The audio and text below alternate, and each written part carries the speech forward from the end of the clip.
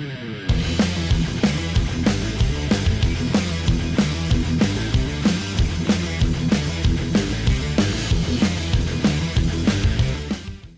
is Patrick from WSOU 89.5 FM, the loudest rock, here today with Brian Head Welch from Korn. How you doing today? I'm doing good, man. I'm just trying to wake up. You know, when you wake up and you're all like, your face is puffy and you feel like there's 50 pounds on your shoulders. Yeah. I don't know why, but I'm stoked now. I feel more alive because I'm talking to you, and this is a metal station, and you are young, and your generation is going to keep metal alive and in the face of people. So come on, we need some metal ambassadors like yourself that are young. Oh, hey, you're preaching to the choir, man. I'm actually graduating in a few months, so I'm passing the torch pretty soon to the next generation of college metalheads, I guess. Really? Okay. Yeah. What are you going to do next? I'm going to interview you. What are you going to do? So right now I'm a business major, but I work at a metal station, which is I tend to be an outlier here, but something music business related or music PR related, because that's what I do now for the station. I mean, I've been talking to Concord, who's been going through your management right now. So that's to be on the other side of that. I'm thinking that's where I'm headed. So tell me you love metal at least, right? Oh yeah. I've been playing guitar since I was 14, and it's been I'm really all kinds of genres of music, but you know, metal's always been the backbone, always been in the back of my mind. So okay, good. As long as you're not just doing this for money, then I'm your friend. No, I don't get paid to do this. So this is a labor. Oh, okay. It's a labor of love and experience. So right on. I'm learning a lot about you. So I'm glad I did this interview with you today. Yeah, I'm really glad. What is my next question for you? Just joking. Go ahead. So we are here today to celebrate the 30th anniversary of Korn's self-titled debut album. First, I have to say, I in a lot of interviews that I've seen with you guys, you've talked about the name Korn, saying that originally you picked it just because it was kind of stupid, kind of silly, because it kind of lined up with the music that you were doing, because the music was also very weird and funky and out there. Looking back 30 years later, do you still think the name is stupid, or are you kind of rocking with it now? No, I love it. And I remember our drummer David said, because Korn's a stupid name. He said that in our first video. I didn't look at it like that. When Jonathan gave us the vision of the K, spelling Korn with a K and a backwards R, and making it look creepy, I thought it had like a darker edge and a good branding aspect to it for metal. And yes, it was weird because we were very weird. We didn't sound like any other metal band at the time. And so I thought it worked. I never thought it was stupid. I thought it was a little strange and dark though. And it had a curiosity that came with it, where people are like, Korn, you know, with a K backwards R. So that is amazing. And misspelling words, that took over the whole freaking industry over the world, like Google and I don't know. I'm thinking of just all these brands that come out and they misspell words, you know, and yeah, it's a cool thing to do. It's a branding thing, and it makes you stand out. And so Jonathan had the idea in '93, I think it was. So yeah, I think I think he was ahead of the curve in that way. So yeah, I think it stands still today as a great power. Like, you can go, I'm at airports and I talk to someone that's been in the stock market, or you know, they're doing technology industry or cell phone company or whatever, whoever I'm talking to in medical field, they're like, oh, I've heard of Korn. If I talk to them, oh, you in a band? Everyone's heard of it because we said that, look, think what you will about Korn, they're not going to forget it once they hear it and see the K and the backwards R and everything. So, and it's still true today. And I like that you mentioned that it's got a creepy, kind of curious vibe to it as well, because that's really what your music was back in the day. I thought it was interesting that one of your guys' earliest inspirations was Mr. Bungle, because it was so different from what you would hear on MTV, which was very melodic, very powerful versus Mr. Bungle, which was very creepy, kind of dissonant sounding. Can you talk about how you kind of leaned into the weirder side of music as the 90s kind of emerged and how you took that as an influence? Yeah, well, like with the name, you know, Korn, I kind of thought back to Children of the Corn movie. It was a horror movie like Mhm. from back in the day, but very cheesy now if you watch it, but back then it was creepy and so we love the creepy sounds and everything musically and with our guitars and the dissonant chords. I mean, Metallica started doing just the just the evil sounding chords and whatnot and all that thrash movement. And so we liked what Mr. Bungle did as far as they would do like a funk piece and then go into some weird carnival sounding vocal line with a drum pattern that's like they're just doing weird stuff. And so we wanted to do that, but more of with a heavy edge and with the darker hip hop elements, because where we came from in West Coast hip hop, LA, we grew up 2 hours away from LA. And so the darker hip hop, like Dr. Dre and all them, it was always like intense.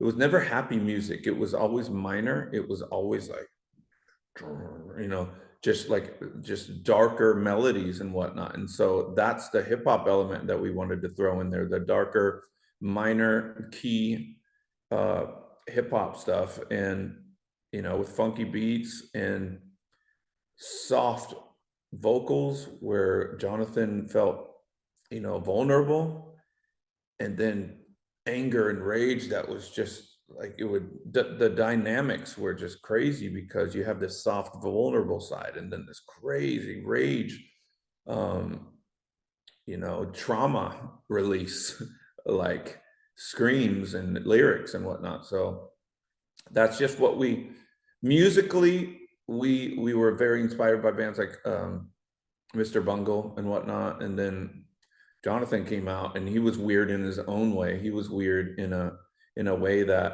was like open up and see every dark emotion inside of me, because I'm gonna pretty much go through therapy while I perform these songs. And so, you know what I mean? It was therapy to him. And we had some great, I'm sure Jonathan had some great influences too, like Trent Reznor and Lane Staley and, even Duran Duran he used to love. So a lot of different influences, but yeah, it helped us have all these ingredients to form this weird, unique, twisted, energetic, groovy, dark band called Korn. Absolutely. And I do find it interesting looking at all your different influences. I know John, I heard him describe you guys as Cypress Hill meets Sepultura, but looking at the guitars specifically, you said that you inspired James Schaefer or Monkey to pick up an electric by playing George Lynch lines like Dawkins songs, which I thought was interesting because it seems so out of Korn's world, like hair metal, power metal stuff. Yeah, but you got to remember the closest thing to like heavy or crazy music was punk rock back in the 80s. And I give respect and honor to punk rock, like the TSOL, the Black Flags, the Agent Orange, and bands like that. But Sex Pistols, obviously. But to me, as a guitar, I'm not any guitar, I'm not a guitar shredder at all. But to me, those songs I can learn in about 2 months playing guitar at 10 years old. I needed to be challenged more. And so there wasn't any Metallica, there wasn't any darker edge bands. Like the darkest bands at that point were like Dio, and Judas Priest and stuff like that. So it was a thing where like I was a guitar student and I went towards the greats, the Eddie Van Halens, the George Lynch, the Warren D. Martini, James Monkey, and my friend Monkey and Korn went to Steve Vai and Joe Satriani and the more jazzy stuff. And so, yeah, it was a thing where we were just discovering music. And if the guitar wasn't very technical, then like a Poison, you know. And yeah, I met CC, and I used to watch him on TV every day. So nothing against him, but it was more of like, he wasn't like a shredder. He was more of a showman and a songwriter. And so I gravitated towards the Eddie Van Halen's, Randy Rhoads, you know, and stuff like that. And so, yeah, James came over one day, and sure enough, I put Dokken under lock and key, and I played it note for note, rhythm wise. When we got to the solo, I faked it as much as I could, but I could definitely hit a lot of the most important notes in the solo. But he was playing acoustic guitar, and I was the first one that he saw in person playing a guitar successfully. And electric guitar, I think he's never seen a electric guitar played in front of his eyes, you know, before. And so he was like, whoa, man, I want to do that. And I ended up selling him his first electric guitar and whatnot. And I always tell this story, but I influenced him. But later on, about 10 years later, he got into the 7-string guitar because of Steve Vai, and Steve Vai created that. And James bought one, and I wasn't playing with James at that time, but he invited me. They invited me to come back and jam with them, and that's when I started playing 7-strings. So I influenced him early, and then he influenced me. I started playing 7-strings because of him. Yeah, it's really cool. And early on in Korn's career, I guess James was playing electric guitar because of you. You were playing 7-string because of him. What was the first like jam session where you guys kind of started to cultivate this sound of what we know as Korn today, pulling from all the different influences you just mentioned? Man, it was a separation of a musical relationship with me and him, and me and Fieldy, and me and David, who are the other Korn guys, to where we started jamming in these like just cheesy rock bands around 16, 17 years old, like all of us. You know, I started jamming in a band with Fieldy at 15, but with James, it took like until he got good, probably 16, 17 years old. We we formed this band with me, Fieldy, David, and James, and it was just, I was writing everything, and I was writing like the Dokken type of stuff. Music was starting to change then, and I wasn't like going with it yet because I didn't like it. I didn't like the Red Hot Chili Peppers. I didn't like funk music. I liked metal. And so what they did is they heard the Red Hot Chili Peppers, they heard about Faith No More, and I like Faith No More more than Chili Peppers because at least they had crunchy guitars, metal crunchy guitars. So they went off and just started another band without me that was funk. And I'm like, okay, well, I'm bummed, but I do not want to be in a band like that because that's not the music that I like. Now, some of the songs were had a metal and a punk edge and that I liked, but a lot of it was just like, you know, the rap, like that, the same thing that all those bands are doing back then. So that was a thing where we just split. We kind of separated musically. We always stayed in contact, and I actually ended up getting broken up with by my girlfriend of 2 years, my first girlfriend. I got suicidal for some reason. I was just like really weak emotionally, and they invited me to come and live with them while they're in this funk band in Hollywood. So I moved in with them, and I didn't play music for 2 years. I was just watching them play music. So I went from the guy that influenced Fieldy and James to play music to just hanging out with them, not doing nothing. And and yeah, so that went on for a while until all I did is do drugs and drink and did nothing with my life. And I was getting ready to move back home to just maybe go to a community college, figure out like a career move. And that's when they asked me to join with them again. And sorry, it's a long answer, but No, it's okay. I just came alive inside. I'm like, man, because at that time, Alice in Chains and grunge was the more popular thing, and it was darker and it was more rock and metal, like I loved. And so I joined in with them. And to answer your question, the first time we got into the studio and just started messing around with first we were messing around with their old songs, and then we started writing new ones, and that's how we developed the Korn sound.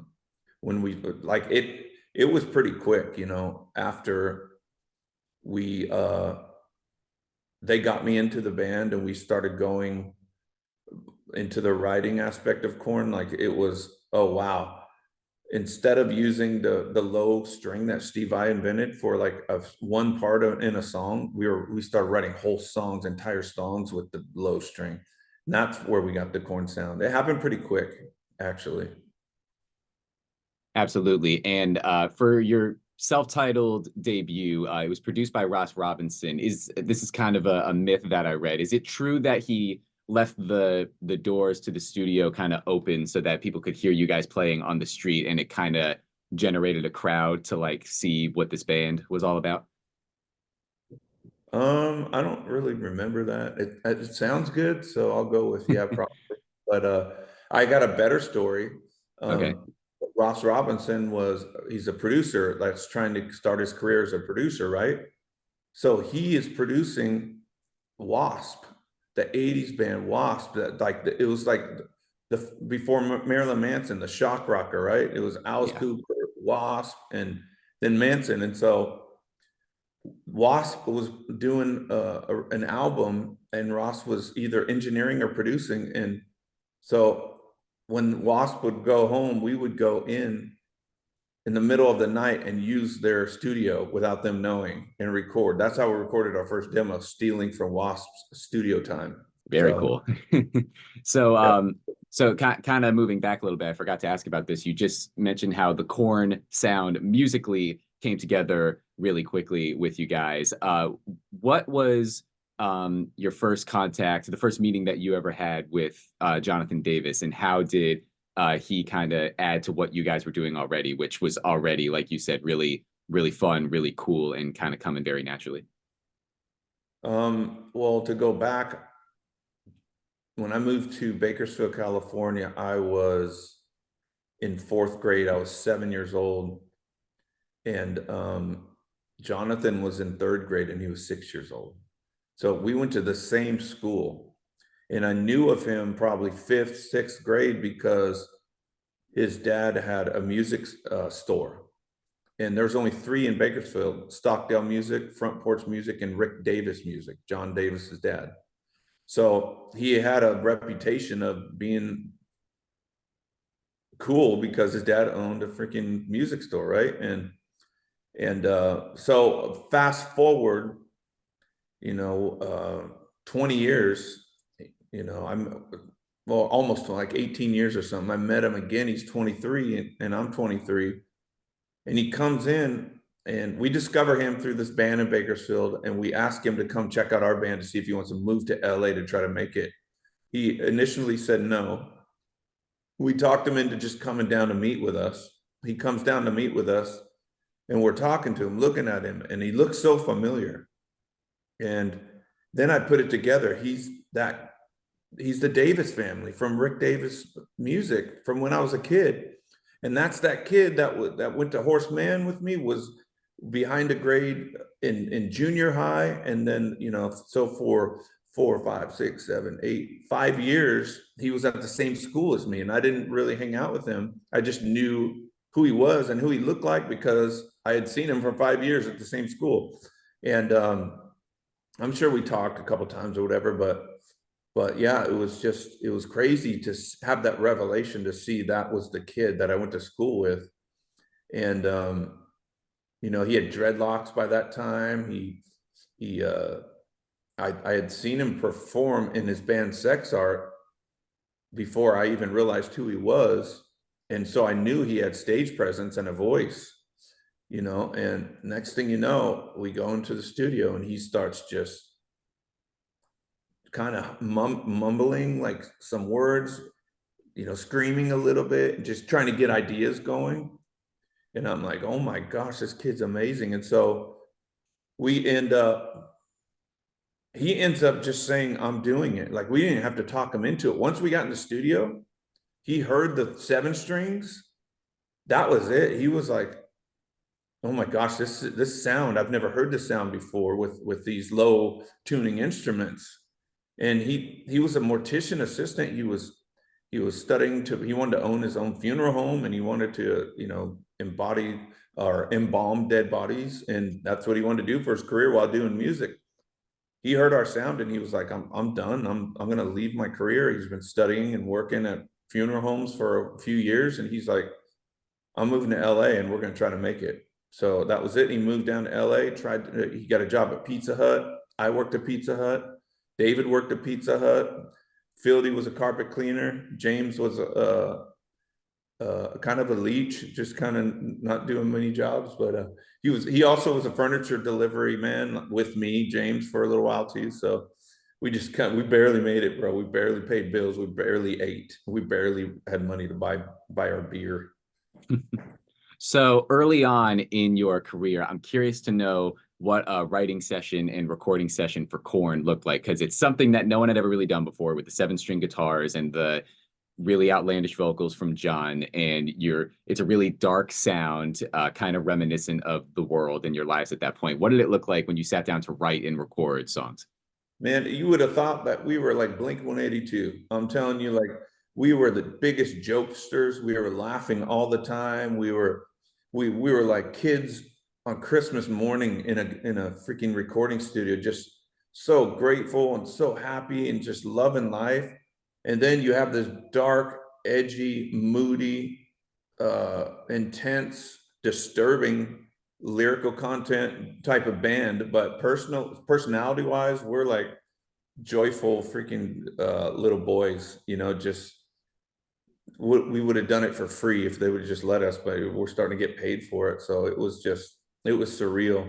And it's just, I guess we're all given gifts on this earth. We gravitated towards the disturbing and the intense and the darker content of stuff, and then you got your other bands that are more poppier, more happier and whatnot. And this was our gift and this was our thing. And just to discover that with them in the studio at that young of an age, and seeing the dream just kind of manifest and come true was very, very exciting. Before the drug addiction, the beginning years, 5 years, 6, 7 was really, really fun, and really it was just like we were manifesting what our young hearts wanted when we were just little kids, even before puberty. It was crazy. Such a beautiful time. Absolutely. I do always think it's interesting how a lot of the stories I hear about you guys recording early on was how it was a very fun, really cool, chill environment. But meanwhile, the music you're making is nothing like that. Right. Yeah, it was funny. We didn't even really think about it. We were just like, okay, well, John wants to sing about, Yeah. you know, the hard he went through, and it's awesome. And he always said it's like therapy to me. And so, but Jonathan was like Mr. Jokester and laughing a lot too. But when he got and did his vocals, boy, like his consciousness just shifted. Like he didn't mess around, and he sometimes would cry, and sometimes just I need a break, because what he was singing about was so real that it was like going to talk to your counselor and needing a few days to freaking come back to yourself because you have emotional surgery going on. So that was kind of like when he did tracks. But when we were off, bro, we're throwing food at each other, we're drinking, laughing and everything. And so it was a combination of, for us in the band though, it was just massive freaking party and fun nonstop. With Jonathan, it was more of like a therapy slash fun. Absolutely. And want to talk about a couple specific songs on the album that have really kind of defined your career. One of them is obviously Blind. It's the opening of the album. It's become your go-to concert opener. Even as recently, I saw a video back in 2013. You guys played Starland Ballroom here in New Jersey at Underplay, and you opened with Blind. It's really become a signature song for the band. For a lot of people, it's the first Korn song they ever heard. What about Blind do you think makes it so special as an album opener, as a show opener, song like that? Man, it's the anticipation of the ride cymbal we were thinking, if you look at the Korn Blind video, you can see Mr. Bungle influence. We're all standing there. Mr. Bungle used to stand there for 10 minutes. Yeah. When me and Monkey went and saw them live, even we were getting annoyed because they just stood there frozen, maybe 15 minutes. It was so long. It was uncomfortable. It was awkward. And so yeah, the blind thing, it was just like, we're just all statues and David's just doing that. And then Monkey just, and you're looking at it on MTV going, what the heck is this band doing? And then I'm like, it's like it's kind of getting the motor going, right? It's like starting a motorcycle. And then I come in with the riff, you know, after Fieldy does his bass thing. And then, I mean, just imagine people watching that for the first time. They're going, this is freaking twisted. It looks like a horror film. And then Jonathan, obviously the famous "Are You Ready?" And that is the craziest opener of a show, of a song, you know. Up to that point was just like, dude, how can we open up? Because by that time we had like 7 songs that we could play live, maybe when we first wrote it, maybe 5 to 7 or 8. And we're like, we have no other songs that could open like that. So we never opened with any other song. It took us till, I think, Life is Peachy with the Adidas and Twist album to be able, we're like, okay, Twist, we have an opener, Twist. And so that was our new thing. And so, yeah, but that was, I mean, even on Woodstock 99, have you seen that footage on YouTube? Oh, yeah. Dude, like we went back to blind for that because we know there's going to be so many people that hadn't seen us live. So honestly, we have not opened a Korn show with blind in, I don't know, 7, 8 years, because we've done it so much. We're like, it's, people kind of expect it. So it's been overdone. So we don't kind of do that anymore. We've come back from encores with it. Last tour we did it kind of like halfway through the set, you know, and I think Ray did a drum and bass solo with Ra, our bass player that's filling in right now. And after their bass thing, Ray goes into the cymbal, so it's cool. It's like we're trying to throw it in there to where it's a surprise placement instead of expected. That's really cool. And something else I'm curious about too, in Lies, you and James kind of do this back and forth thing in the verse with really weird guitar noises. In the outro of Blind, you guys kind of have that in Clown in the intro, the kind of like, is that stuff, how much of that stuff was kind of improvised, thought of on the spot, versus you went in knowing, kind of had this stuff planned? I'd say 90% of it was already predetermined, and because Ross would make us go in and do pre-production and rip the songs apart and come up with the best way to make them weird and twisted, but at the same time have a hook and have some catchy chorus line, you know, or vocal line or whatever. So I'd say like 90-95% of it was already there, but we would maybe tweak it in the studio. Like we'd have, you know, we'd try a pedal on it, and maybe a flange would go, you know, have a wah or a different dissonant chord with it or something, you know. So we had the idea, but we would sometimes build upon it when we got in the studio with pedals or techniques or octaves lower or higher. Absolutely. And I did get to interview James about 1.5 years ago, and he said that the dynamic for your most recent album was you two kind of coming up with the guitar part, and his, I think it's exact words he said, and John, I don't know how he does it, will add a melody on top of the funky guitar part. For your first album, how did you guys kind of work off each other, inspire each other to come up with new ideas? Because I thought that quote was really cool.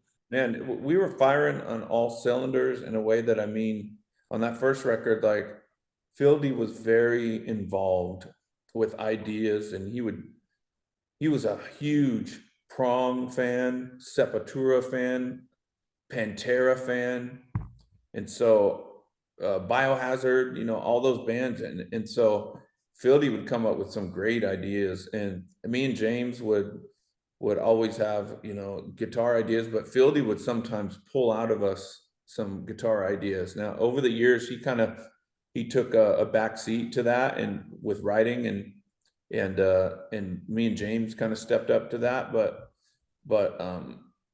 yeah, on our first record, I think it was just it was getting with Ross, and Ross really taught us a lot on that first record. He really opened our understanding up to recording and guitar pedals, and using the guitar like a synth, you know, and like having like on a chorus to lift it, we'll have like even one drony note just go, you know, while Jonathan sings. It's almost like, you know, someone's playing keys, and just yeah, building the song like a puzzle, putting a puzzle together, of musical notes and sounds, and it was just really cool to learn. So Ross was our teacher, we were the students, and we built that first record together with him. We couldn't done it. I don't think anybody else would have got us to that sound that we needed at that point, you know. And you see like bands like System of a Down, they had Rick Rubin with the first record and whatnot, but I believe Ross was the chosen instrument to birth the Korn twisted weirdness back in the day, and I'm very proud of it. We are very proud of it. You are in the studio working on new music right now, 30 years after your self-titled debut album came out. What can you tell us about this new stuff you're working on, this new material? Well, the crazy thing is, I'll just say yes, we are passionately and intensely working on new music. We're a little bit behind. We've been really digging deep into sounds and tones and miking techniques, and just really focusing on every aspect of the just the miking and the sonic levels of everything, because I love the last few records we've done the last 10 years, you know, but I think I just have something in me that thinks we could beat the tones.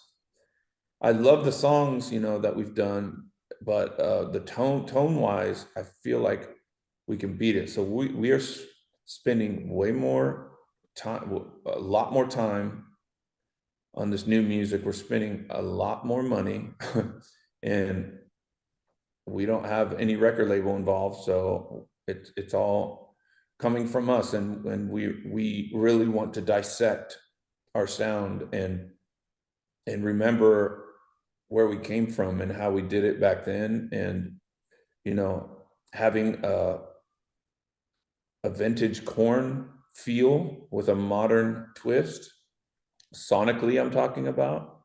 So it's very intense. The songs are amazing. I'm very proud of it. I feel like we are closer than we've ever been in the studio, and you know, Jonathan's been there every day, and you know, we do it off and on. You know, we'll work for, I don't know, a couple of weeks, then I won't see him for a month or two. So, but it's starting to pick up now because we want to put new music out, and we're a little bit behind, but we're very proud of what we're doing, and we can't wait for people to hear it. I think it's the best and heaviest Korn stuff, and just in years, you know. And I think it's going to be raw and just kind of more basic, you know, and as far as like sound and recording and everything. I don't want to give it all away, but we're just very, very pleased with where we're at right now. And so we haven't started recording yet, just to let you know. But we're very passionately heading toward that direction, and we can't wait for everybody to hear it. Absolutely. And one last thing, you just announced your 30th anniversary tour. You are playing the US with Spirit Box and Gojira, and you're stopping by Prudential Center in New Jersey in September. I forget what the date is off the top of my head. I could put it in here later. What can we expect from a Korn live show? We are seriously, we want to take our career at this level in our career. We want to bring a different and unique show every time we come through town. So we are having multiple calls with multiple people that are very talented in helping us build a show that looks different than the last tour, different from the one before that. So that's what it's going to be. It's going to be a crazy visual experience and a crazy energetic live Korn show, like everyone's used to, but it's going to be very unique this time. So come see us. Fantastic. I can't wait to pull up. Thank you, Brian, so much. 30 years. Happy, I guess, almost birthday for Korn's self-titled debut. And I'll definitely make sure to spin it a little extra on the air. Thank you very much. And thank you, everybody listening or on YouTube or whatever, for all the love. This would not be possible this 30 years if it wasn't for you. And we never forget that. And we're so grateful for you. Seriously. Yeah, thank you, Brian. Grateful for you. This is Patrick, WSOU 89.5.